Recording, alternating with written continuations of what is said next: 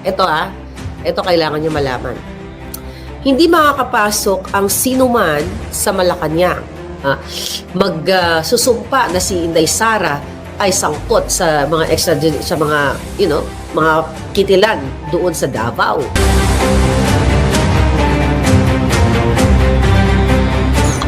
Ito ang Wow Trending. Vice President Sara Duterte gustong gorgorin daw ni First Lady Liza Marcos dahil ang muling pagpasok daw ng ICC sa Pilipinas ay may basbas ng First Lady at ang target daw ay alisin si Vice President Sara Duterte sa mapa para wala na silang kalaban na malakas. Sa survey na lumabas ng mga presidential candidate sa 2028, nangunguna pa rin si Inday Sara Duterte.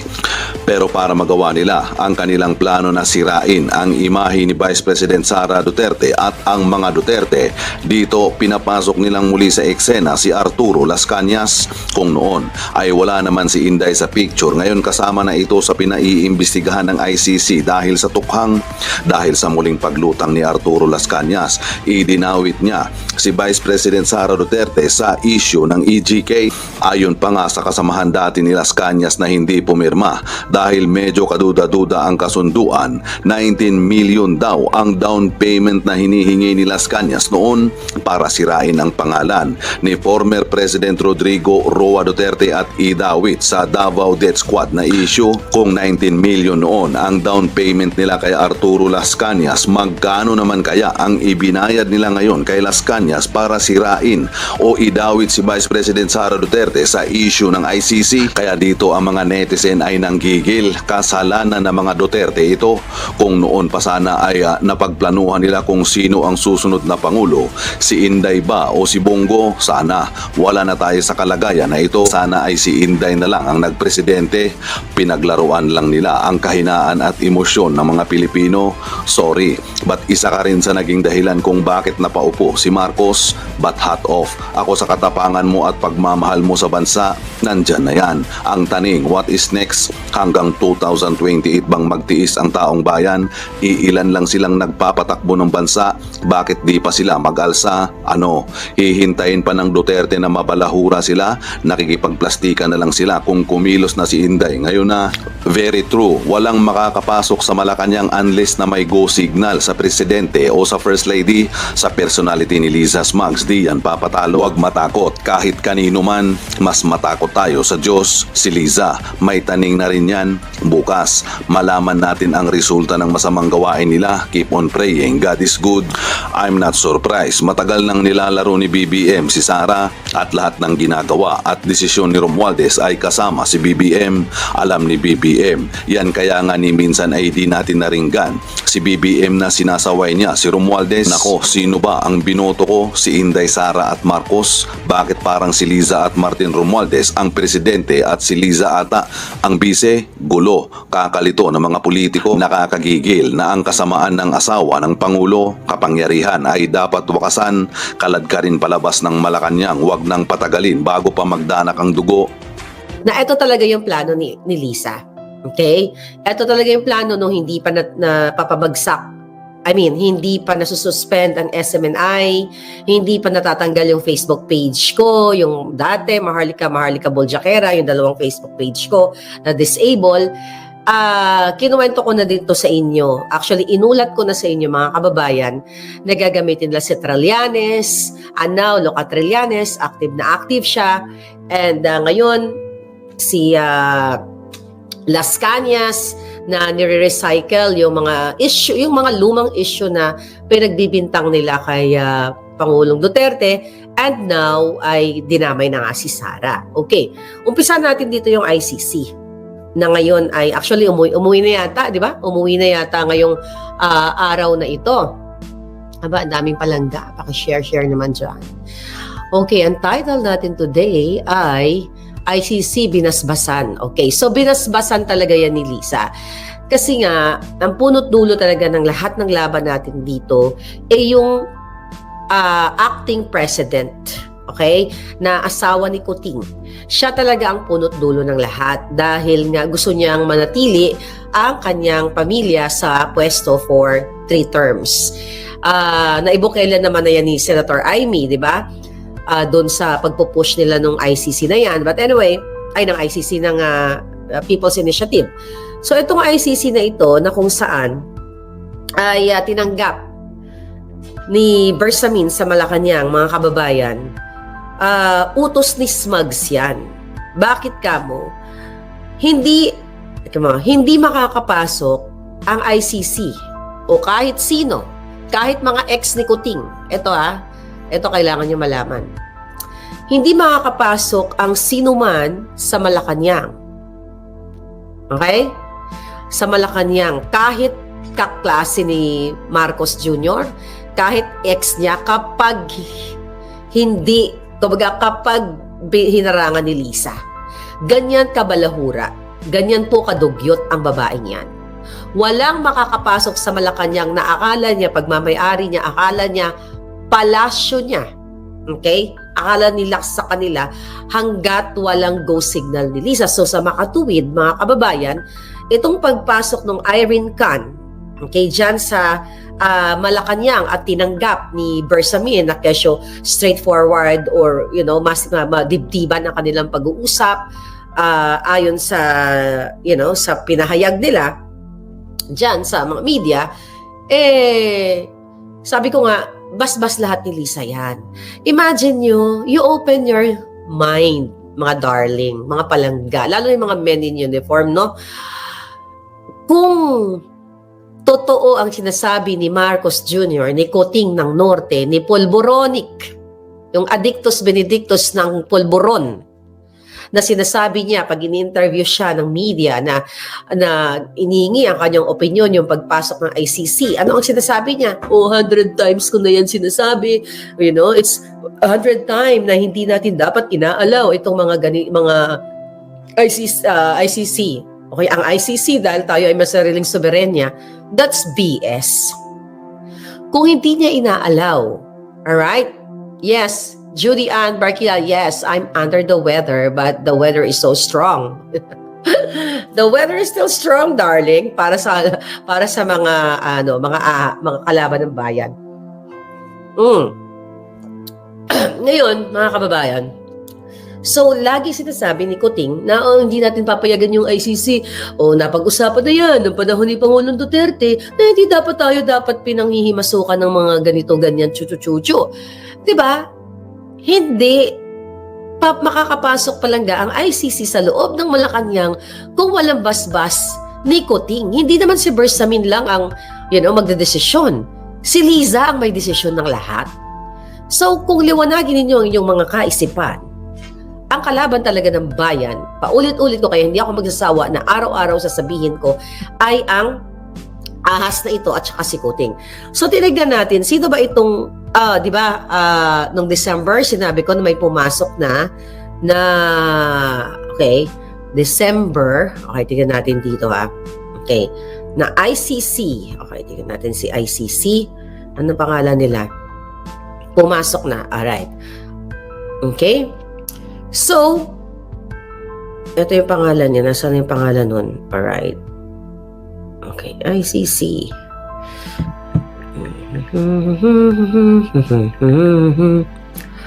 Okay. Ayan. So, no January 22 na iulat ko na to sa inyo. Sino yung pangalan? Malacanang. Saan yung picture niya? So, may dalawang persona. Actually, may dalawang taga-ICC ang pinapasok na nga. Ayun. Daniels. Ito siya. Alright. Tignan natin. Okay, ito. Si Chantal Dan. Nakita ko na palangga. Pakita natin yung mukha niya. Okay?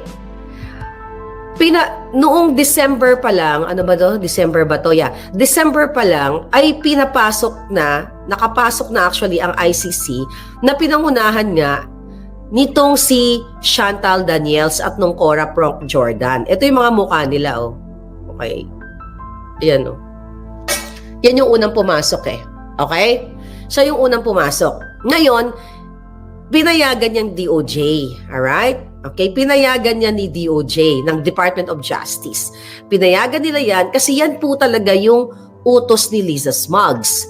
Actually nga, may mga information nga ako dito, ebidensya na hindi na natin pwede ipakita kasi madidetect nila kung sino ang nagbigay sa atin ng information.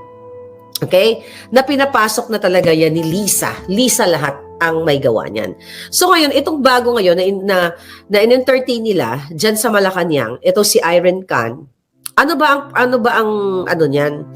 Ano ba ang role niyan? Okay, binasa natin yung kanyang pagkakakilanlan. Sino siya?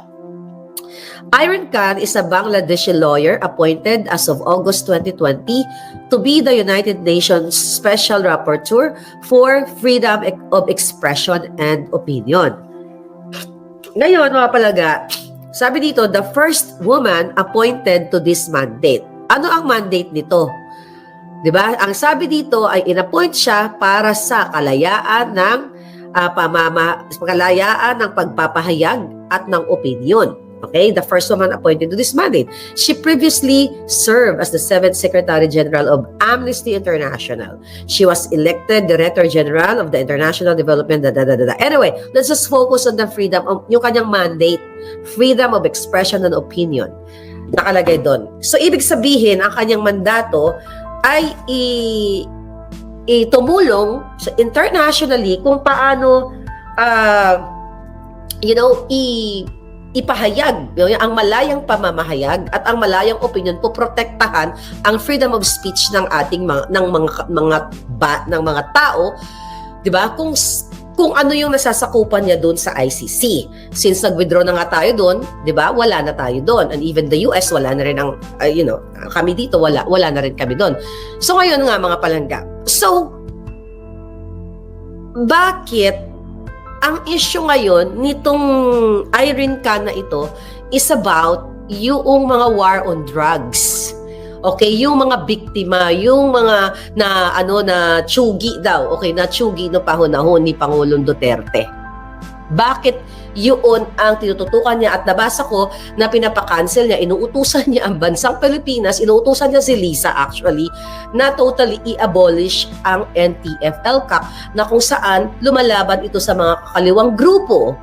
It just so happened na yung mga makakaliwang grupo ay kakampi na ni Liza ngayon at ni Romualdez. Nakikita nyo naman dyan sa Congress. Magkakakampihan sila Castro. Sino pa nagpo-push at dinadamay si Inday Sara at si Pangulong Duterte, former na siya eh. So, sino ba ang nagdadamay dito kay Inday Sara? Hindi ba sila Franz Castro? Sino ba ang boss nila dyan sa Congress? Hindi ba sila si Tambaloslos? That's yung Speaker of the House. So, you connect the dots. Okay? Bakit nakapasok si Irene Khan sa Malacanang? Definitely, basbas ni Liza Smuggs. Bakit ang tinututukan niya is what? I-cancel ang NTF-ELCAC at parang ang gusto niya panagutin yung mga extrajudicial victims daw, ganyan-ganyan. Hindi niya trabaho, hindi niya mandato yan if you read about kung ano yung mandate niya. Freedom of expression. Dapat nga tutukan niya yung mga katulad ko, katulad ninyo na natatanggal yung Facebook page na hinaharangan ng buwakan ng inang gobyernong ito. O katulad ng SMNI. 'Di ba na si Doc Lorraine at saka si Ka Eric, 'di ba nagginipit diyan ng mga buwakan ng inang kongresista. Yan dapat ang tutukan niya. Well, anyway, Shina Kamura, thank you.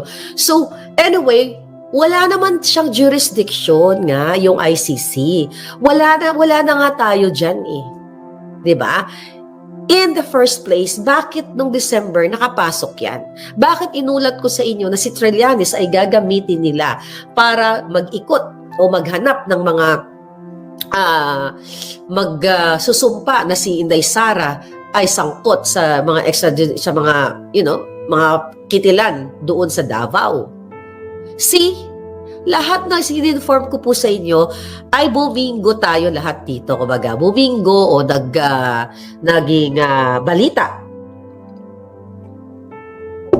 So, yan yung issue dyan. Okay? So, itong ICC na ito, pakana lahat at binubudol lalo tayo ng gobyernong ito. Alright? Jessie Lacuata, okay? Uto-uto si Trillanes. Kita mo naman yan si Trillanes. Okay? Nabolja ko yan, harap-harapan dito sa LA eh. Duwag nga yan, walang bayag, puti ang itlog. Puti ang itlog. So, si Liza, okay, kahit ano pang gawin ng mga mainstream media pagko-cover-cover, ito, hindi ka makakapasok sa Malacanang kapag hinarangan ka ni Liza. Even ang mga classmates ni Kuting na mga babae, even yung mga kaklase niya noong bata pa siya, yung mga kakilala niya na tumutulong o tumulong during the campaign, pag maganda ka, palangga, hindi ka makakapasok sa Malacanang kasi nuknukan ng insecure itong babaeng ahas na ito, itong babaeng buton. Kaya nga sabi ko sa inyo, buhatin nyo na yan. So, you talk about what? Freedom of speech. Dapat nga itong Irene na itong kana ito, tututukan niya yun eh. Di ba? Kung talagang concerned siya sa Pilipinas. Pero definitely, hindi sila concerned sa Pilipinas. Concerned sila dun sa mga iuutos sa kanila or kung sino ang kung sino ang makikipag-connive sa kanila, kung sino ang gusto nilang gipitin.